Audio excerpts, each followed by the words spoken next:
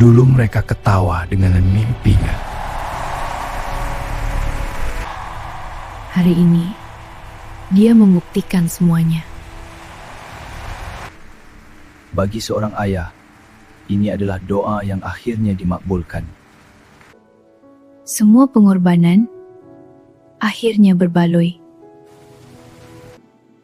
Orang yang dahulu mentertawakan, kini hanya mampu terdiam.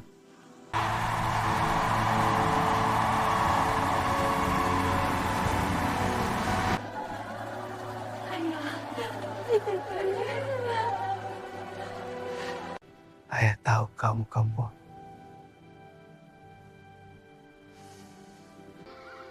Kadang mimpi terbesar lahir dari tempat paling kecil.